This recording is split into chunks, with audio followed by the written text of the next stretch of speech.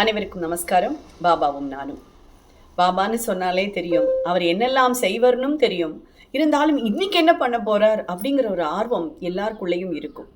அப்படி ஒரு விஷயத்தை தான் இன்னைக்கு எனக்கு கொண்டு வந்து கொடுத்துருக்கா சொல்லலாம்.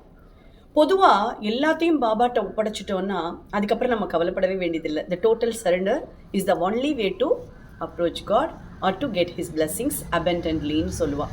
ஸோ நம்மளை அவளை நெருங்கிறதுக்கு உண்டான ஒரு வாய்ப்பையும் அவளோட பிளெஸ்ஸிங்ஸு கிடைக்கிறதுக்கு உண்டான ஒரு வாய்ப்பையும் கொடுக்கறது தான் இந்த டோட்டல் சரண்டர்னஸ்ன்னு. நடக்கிறதுக்கெல்லாம் நான் தான் காரணம், நம்ம தான் காரணம்னு நம்ம நினைக்கும் போது தான் பிரச்சனைகளை நம்ம சந்திக்க வேண்டி வருது. இல்லைன்னா அந்த பிரச்சனைகளை எப்படி சமாளிக்கிறதுன்னு தெரியாமல் திருன்னு முழிக்க வேண்டிய ஒரு சந்தர்ப்பம் வருது. அதுவே நீங்கள் எல்லாத்தையும் அவர்கிட்ட ஒப்படைச்சிட்டேன்னா நடக்கக்கூடிய எல்லா காரியத்துக்கும் அவர் தான் காரணக்கர்த்தாவாக இருப்பார். கரெக்டா? அதுக்கப்புறமா அதில் வர நல்லதும் கெட்டதும் அவரை சார்ந்தது தான். ஸோ நம்ம அதுலேருந்து வெளியில் வரக்கூடிய சந்தர்ப்பங்களையும் ஏற்படுத்தி கொடுக்கறது அவர் தான். இப்படி எல்லாமே அவர் தான் நம்ம நினச்சிட்டோமானா அதுக்கப்புறம் நம்மளை பிரச்சனைகள் தாக்கவும் செய்யாது, நம்மளை வேதனைப்படுத்தவும் செய்யாது.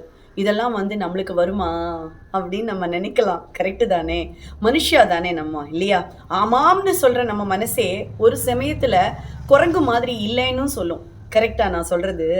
ஏன்னா பல சமயங்களில் நம்மளுக்குள்ள இந்த கான்ட்ரவர்சி வரும். என்ன காரணம்னா, மனுஷால சிந்திக்க வைக்கக்கூடிய மாயையும் சரி இல்லை ஆன்மீக சக்தியும் சரி எல்லாம் ஒரே இடத்துல இருந்து தான் ஆரம்பிக்கிறது.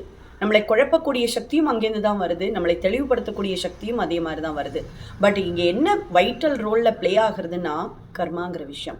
இதை நம்ம கண்ணாலேயே பார்த்தது கிடையாது. எப்படி அப்படின்னு கேட்கலாம். இது ரொம்ப சுலபமாக ஒரு விஷயத்த சொல்லலாம்.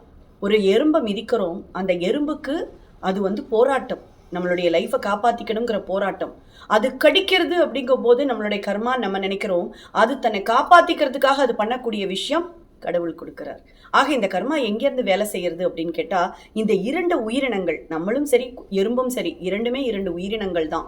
கொசு வருது கடிக்கிறது, அதனுடைய ஜீவனுக்காக, அதனுடைய உயிரை காப்பாற்றிக்கிறதுக்காக ஒரு துளி ரத்தம் தேவைப்படுறது. ஆனால் நம்ம என்ன பண்ணுறோம்?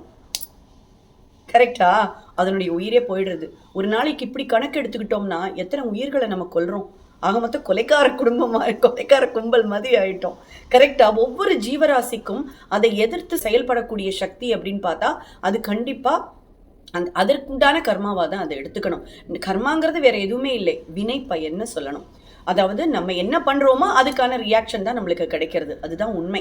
நம்ம என்ன பண்ணிட்டோம்? நான் நல்லது தானே பண்ணினேன். இது எல்லாருமே, நானும் கூட சொல்லுவேன், நான் நல்லது தானே பண்ணேன், நான் நல்லது தானே பண்ணேன். ஆனா அது மற்ற உயிர்களையோ இல்ல மற்றவர்களையோ எவ்வளவு தூரம் காயப்படுத்துறதுங்கிறது அங்க மேட்டர். ஸோ நம்ம அதை செய்ய செய்ய நம்மளுக்கு உண்டான கர்மாவும் மாறுபடுகிறது.